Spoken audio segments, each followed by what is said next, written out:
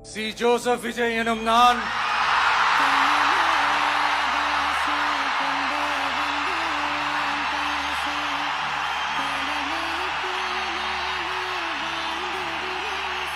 சட்டப்படி அமைக்கப்பெற்ற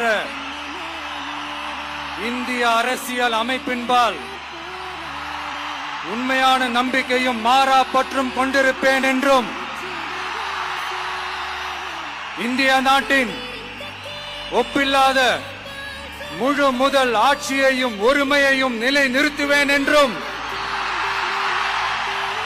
தமிழ்நாட்டு அரசின் முதலமைச்சராக